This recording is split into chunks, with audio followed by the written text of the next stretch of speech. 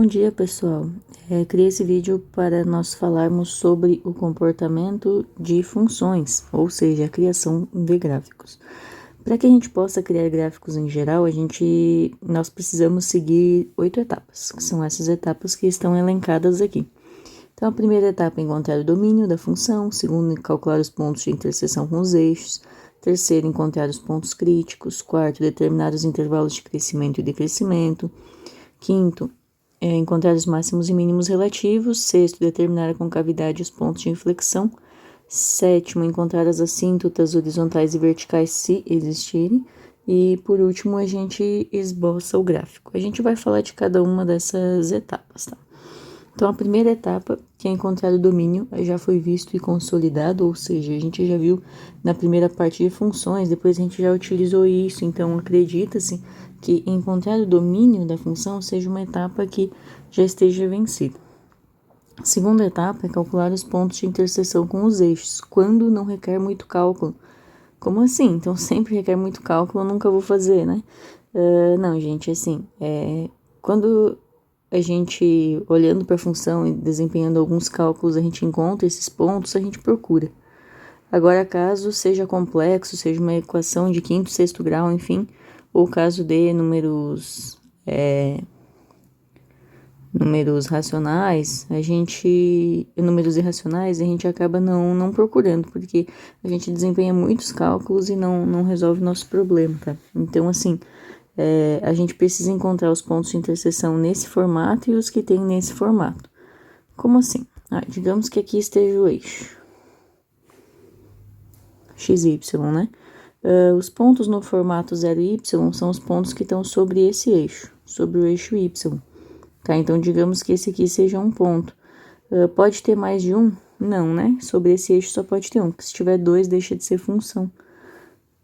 Certo? Porque lembram lá que uma função, se você fizer uma reta vertical, ela só pode tocar o teu gráfico em um ponto. Então, se você tiver dois aqui, digamos que você tenha alguma coisa assim. Isso aqui não é uma função, porque no momento que eu fizer uma reta vertical aqui, intercepta em dois pontos. Então, aquele ponto ali a gente diz que é um ponto no formato 0 e y, só tem um, tá? E depois em x e no formato x e 0, eu posso ter vários, né? Se tá aqui o meu plano cartesiano, no formato x e 0 eu posso ter vários, né? Porque eu posso ter um aqui, um aqui, um aqui. Minha função, ela pode ser assim. Pode ter até mais, né? Ou pode ser que não esteja nenhum. Tem como não ter nenhum? Tem, né? Como assim não ter nenhum? Pode ser que a minha função seja assim. Então, não tem nenhum ponto de interseção, nem com o eixo x, nem com o eixo y. Então, assim, é obrigado a ter ponto de interseção com o eixo y? Não, não é obrigado. É obrigado a ter ponto de interseção com o eixo x? Não, não é obrigado. Mas, caso haja, o ideal seria que a gente procurasse eles antes de resolver o restante das coisas, tá? Depois, a gente procura os pontos críticos da função.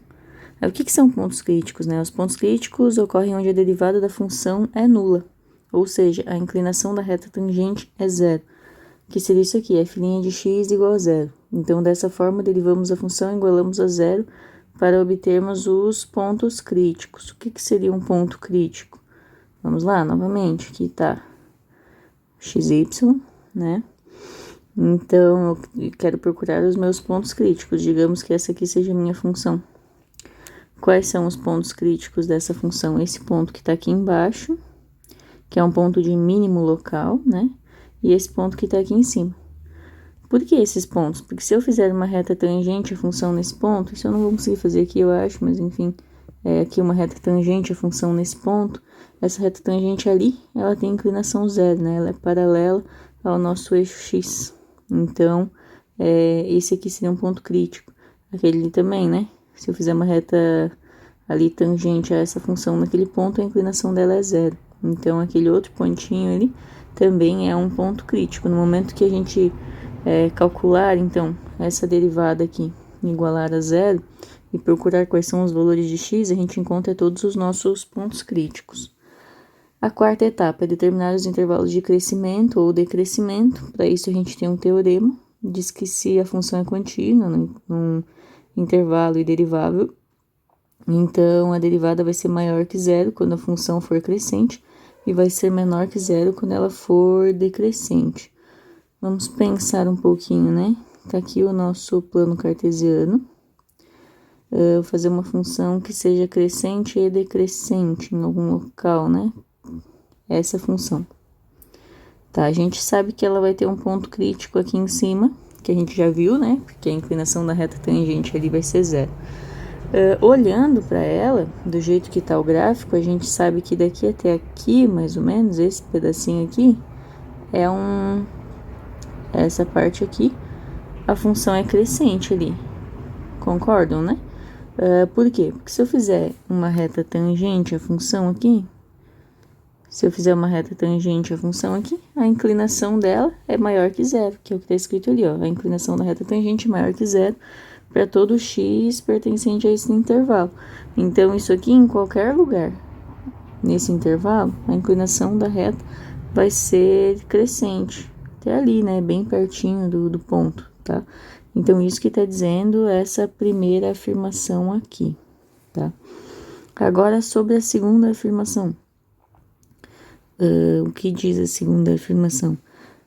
Se a derivada for menor que zero, então ela é decrescente. Então, vou vir aqui e vou fazer aqui uma reta tangente à curva naquele ponto. A inclinação dessa reta aqui é negativa. Então, a nossa derivada é negativa. Se a nossa derivada for negativa, a função vai ser decrescente. Olhando para o gráfico, a gente já enxerga isso, né? A gente já vê, no gráfico a gente já percebe que esse pedacinho aqui a função é crescente e nesse aqui ela é decrescente. Mas falando isso em termos de derivadas, então, se a derivada for maior que zero, a função é crescente. Se ela for menor que zero, ela é decrescente, tá? Bom, quinta etapa, encontrar os máximos e mínimos relativos. O teste da derivada primeira, né? Seja C um ponto crítico de f, se f for contínuo e diferenciável no intervalo, exceto possivelmente em C, se a derivada passa de positiva para negativa, o f de x é um máximo local. Se a derivada passa de negativa para positiva, é um mínimo local. E se ela é toda maior que zero ou toda menor que zero no intervalo, daí ela não tem extremo local. Bom, vamos pensar nisso. Vou fazer um gráfico aqui em cima. Está aqui o plano XY, né? Minha função. Essa aqui. Tá? Se a derivada passa de positiva para negativa no intervalo, aquele ponto vai ser um ponto máximo. Então, aqui a gente tem um ponto que olhando a gente já sabe que é máximo. E aqui a gente tem um ponto que a gente sabe que é mínimo. Local, né? Por que local? Porque o máximo mesmo aqui, essa nossa função, ela continua para cá. Então, o nosso máximo vai para o infinito, né? Mas o máximo local, analisando só esse intervalo aqui, vai ser esse ponto aqui. Provavelmente 1 ali, né? Digamos. Tá? Bom, então, se a derivada passa de positivo para negativo, ele é o máximo. Como assim? Vou pegar aqui e vou fazer as nossas retas tangentes. Então, aqui, ó, minha derivada ali... aqui é positiva, ali é positiva, ali vai dar zero, exatamente no ponto, e aqui ela vai começar a ser negativa, tá? Isso significa o quê? Já que a derivada passou de positiva para negativa, realmente aquele pontinho ali era um ponto de máximo. Olhando no gráfico isso é um pouco óbvio, mas fazendo manualmente pode ser um pouco mais complexo, né? Depois, se a nossa derivada passar de negativa para positiva, o ponto crítico vai ser o mínimo local. Então, aqui a derivada é negativa, ali ela é nula, e aqui começa a ser positiva. Ou seja, a derivada, a inclinação da reta tangente, passou de negativa para positiva. Então, realmente, aquele ponto que estava rosa ali atrás é um mínimo local. E se a derivada não trocar de sinal, daí não tem extremo local. Como assim? Bom, pegar uma função assim, né? Aqui como é que tá a nossa derivada? Aqui ela tá positiva, aqui a derivada é positiva, pega um ponto mais para lá, positiva. Em qualquer ponto desse intervalo que a gente estava analisando, ela era positiva, então não tem nenhum extremo local ali. E vai ser a mesma coisa para se a derivada for negativa, tá? Mas existe um teste para facilitar esses nossos cálculos, para a gente não precisar fazer todo o teste de como que é a derivada, se passa de positiva para negativa, ou enfim, que é o teste da derivada segunda. Ele diz o quê? Que se eu tiver uma função derivável no intervalo AB, e C for um ponto crítico, então tem que ter um ponto crítico. Se a derivada segunda for menor que zero, f vai ter um máximo relativo nesse intervalo. Se for maior que zero, então tem um mínimo relativo. Ou seja, a gente faz o cálculo da derivada segunda e com isso a gente acaba encontrando esse máximo ou mínimo, tá? E essa, então, é a quinta etapa. Agora, a sexta etapa. A gente precisa determinar a concavidade e os pontos de inflexão da função. Então, o que é concavidade e ponto de inflexão? Ó, isso aqui é uma função com a concavidade para baixo, aqui concavidade para cima. A gente vê isso lá em função de segundo grau, né? Ponto de inflexão é onde ela trocaria essa concavidade. Então, tem essa função, né? Até mais ou menos aqui, né? Essa função aqui tem concavidade para baixo. A partir desse ponto aqui, a função tem a concavidade para cima, tá? Então, esse pontinho que tá ali no meio, que vai ser este pontinho aqui, seria o ponto de inflexão dessa função. Então, essa é a definição de ponto de inflexão. Bom, vamos ver as definições formais, né? A função é côncava para cima no intervalo se a derivada for crescente nesse intervalo, que é o que está feito aqui embaixo. Derivada é negativa, derivada aumentou, ali a inclinação foi maior. Quanto mais for indo, maior ainda vai ficar essa inclinação, ou melhor, maior ainda vai ficar o valor da derivada. Então, ela é crescente, então a função é côncava para cima. Para ela ser côncava para baixo, ela vai decrescer. Então, aqui está numa derivada positiva, e conforme você vai vendo as derivadas, ela vai reduzindo. A gente tem uma proposição que diz que se f for uma função contínua e derivável até segunda ordem, então a derivada segunda vai ser maior que zero para todo x pertencente ao intervalo, daí a nossa função vai ser côncava para cima. E se a derivada segunda for menor que zero, então a f vai ser côncava para baixo. Outra definição. Um ponto de uma função contínua, ele vai ser ponto de inflexão se existir um intervalo AB que contenha um ponto C com uma das funções seguintes, uma das coisas seguintes ocorrendo. A f é côncava para cima numa partezinha de A até C, e vai ser côncava para baixo de C até B. Depois, f vai ser côncava para baixo no intervalo e depois côncava para cima. Isso significa que ela muda de concavidade, ou seja, ela tem uma... Já que ela muda de concavidade, ela precisa ter um ponto de inflexão, que seria o ponto C. Observação, como é que a gente faz isso, como é que a gente calcula isso? A gente acha a derivada segunda da função igual a zero, para ver como é que está mudando a concavidade. A sétima etapa é a gente encontrar as assíntotas horizontais e verticais. A gente estudou isso em limites, a gente utiliza a mesma definição. E por último, na oitava etapa, a gente, por fim, constrói o nosso gráfico, tá? A gente tem um exemplo no qual a gente vai construir o gráfico fazendo esse passo a passo, tá? Então, vamos seguir as 8 etapas para analisar o comportamento das funções. Então, aqui eu tenho uma função, f de x igual a x ao cubo mais x ao quadrado menos 5x e menos 5. O primeiro passo é encontrar o domínio. Essa função que a gente está trabalhando é uma função polinomial, então o domínio é todos os reais, a gente não tem nenhuma restrição, tá? A segunda etapa é calcular o ponto de interseção com os eixos, quando não requer muito cálculo. Nesse caso aqui até requer uma certa quantidade de cálculos, mas é uma quantidade razoável, né? Então, primeiro é definir se tem interseção com o eixo y. Seriam pontos no formato 0y. Quando que isso acontece? Quando x é zero. Então, o que a gente faz? A gente pega a nossa função original, substitui x por zero e calcula y. Fazendo isso, né, a gente obtém esse ponto de interseção aqui, 0 e menos 5. Tá? Ponto de interseção com o eixo y. Na prática, quando é uma função polinomial, esse termo independente indica onde intercepta o eixo y, né? Até nem precisa de cálculo. Depois a gente procura a interseção com o eixo x, né? Para procurar a interseção com o eixo x, o que acontece? O y é zero. Então a gente resolve uma equação, né? 0 igual à expressão. Assim a gente tem uma equação do terceiro grau. Para resolver, a gente usa o dispositivo prático de Breuer-Ruffini, para reduzir o grau da equação. Não sei se vocês lembram a utilização do Breuer-Ruffini, mas aqui na parte superior dele a gente coloca os coeficientes da equação. Então, ali no caso é 1x na terceira, mais 1x ao quadrado, menos 5x, menos 5. Tá? É por isso que tá aqueles valores ali. Aí depois o que a gente faz? A gente chuta um valor de raiz para colocar aqui. Bom, esses valores de raiz, eles, na verdade a gente não chuta eles, a gente tem um método para procurar eles, que seria um método P sobre Q.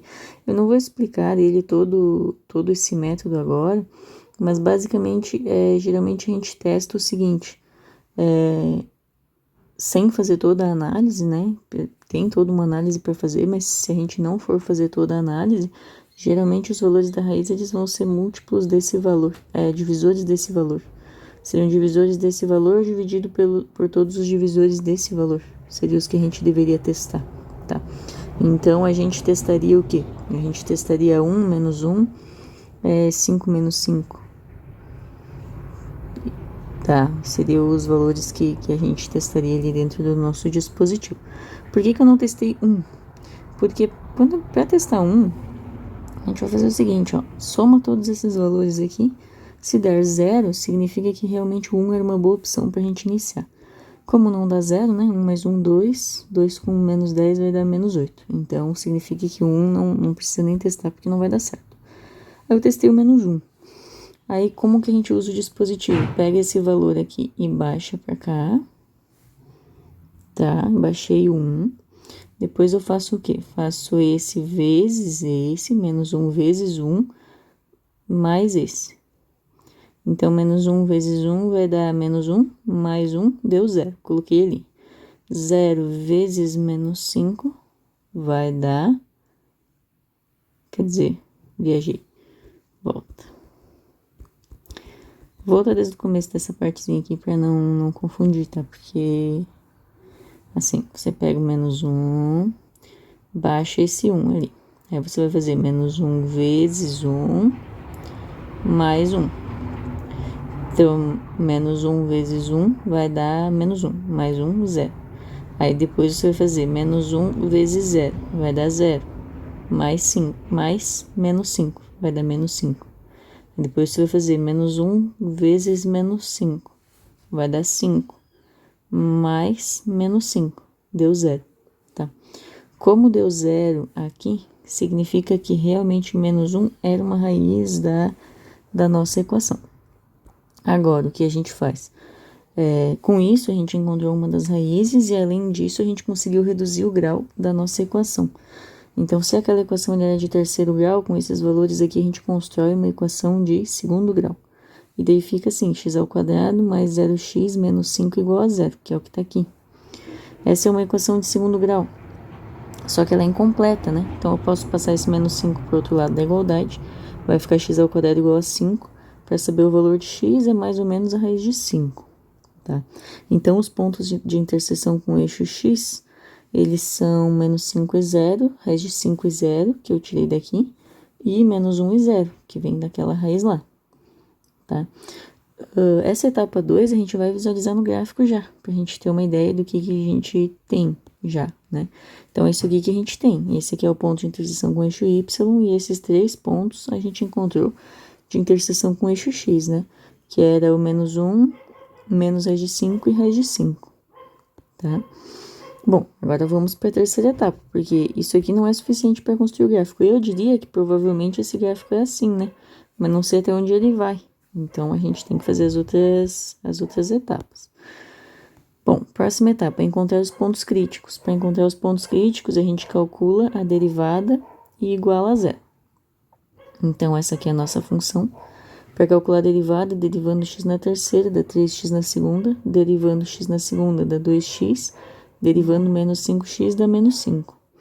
Então, para procurar os pontos críticos, a gente iguala essa derivada a 0, que foi o que foi feito aqui. Bom, agora eu preciso saber os valores de x. Igualei a 0, isso é uma equação, então vou usar a fórmula de Bhaskara. Por que a fórmula de Bhaskara? Porque soma e produto aqui é inviável, né? Dá para fazer, Mas é difícil pensar em um número que a soma seja menos 2/3 e o produto seja menos 5/3. Difícil, né? Eu não consigo imaginar assim. Então, a gente resolve por Bhaskara. Aí, a Bhaskara que eu não vou explicar passo a passo, né? Mas a gente encontra essas duas raízes, 1 e menos 5/3. Bom, esses aqui seriam os valores de x nos pontos críticos, só que o ideal seria a gente encontrar o valor do y também, para poder colocar isso no gráfico, né? Então, eu calculei f correspondente a cada um desses, a f de 1 e a f de menos 5/3. Como é que calcula? Substitui isso aqui na função original, né? X ao cubo mais x ao quadrado menos 5x menos 5. Daí a gente encontra os valores aqui, menos 8 e 40 sobre 27. Então, com isso a gente encontra o ponto crítico, né? 1 e menos 8, tá aqui, e menos 5/3 e 40 sobre 27. E isso a gente pode visualizar no gráfico. Então, tá aqui o gráfico, né? E esses ali são os pontos que a gente encontrou. Bom, olhando para isso aqui, agora sim já tenho uma ideia, né? Minha função, ela vai ser assim, ó.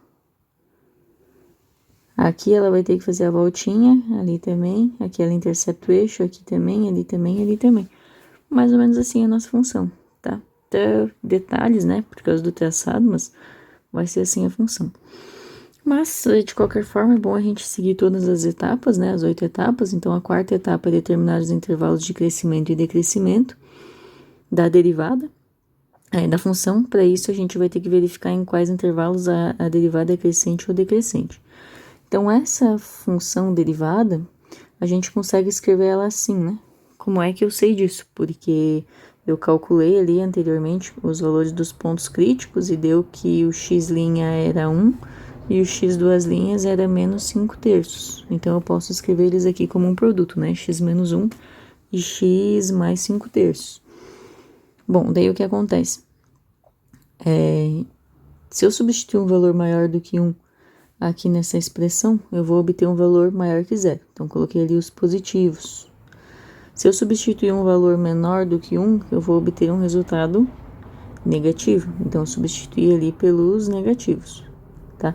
Pensando só no x menos 1. Então, essa reta aqui é só do x menos 1. Essa reta aqui é só do x mais 5/3. E essa reta aqui que é da expressão toda, tá? Isso aqui é de tudo. Então, na última reta, para definir as duas primeiras retas é sempre assim. Pelo lado direito da raiz vai ser positivo, pelo lado esquerdo negativo. Do lado direito positivo, do lado esquerdo negativo. Ótimo. E a última a gente define como? Faz o jogo de sinais, né? Mais com mais dá mais, menos com mais dá menos e menos com menos dá mais. Tá?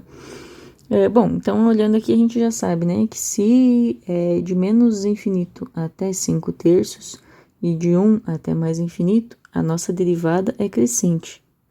Se a nossa derivada então, já que a nossa derivada, quer dizer, a nossa derivada tem sinal positivo, não é crescente. Então, a nossa função é crescente. E nessa parte aqui, de menos 5/3 até 1, a nossa derivada tem sinal negativo. Então, a nossa função seria decrescente, tá? Lembrando lá do gráfico, que era mais ou menos assim, né? É o que acontece. Então, ela vai ser crescente até o ponto crítico. E aqui ela vai ser decrescente até esse ponto crítico. Esse pedacinho aqui, ó, que ela vai ser decrescente. Certo? Bom, agora a quinta etapa. Encontrar os máximos e mínimos relativos. Pelo teste da derivada segunda, a gente teria que derivar essa função aqui mais uma vez, tá? Então, a derivada de 3x ao quadrado, 6x.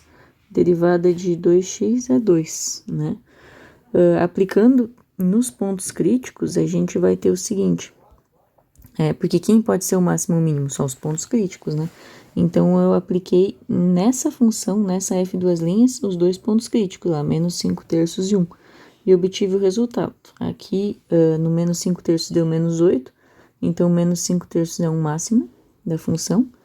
E em 1 deu 8, que é maior que 0, né? Então, ali seria um mínimo relativo, tá? Agora, a sexta etapa, determinar a concavidade e os pontos de inflexão. A segunda derivada da função ela é dada por essa expressão, né? Então, a raiz dela é isso aqui, menos 1/3.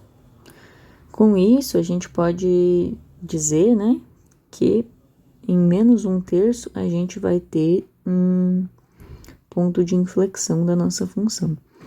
X igual a menos 1/3 é ponto de inflexão, só que eu preciso calcular o valor de y, né? A f de menos 1/3 deu isso aqui. Então, a gente sabe que este daqui é um ponto de inflexão da função, que é onde ela troca de concavidade. Se ela estava com concavidade para baixo, ela torna a ter concavidade para cima, ou vice-versa, né? Analisando a concavidade, como o que ela está ocorrendo, né? A gente tem essa expressão aqui, 6x mais 2, que é a nossa derivada segunda.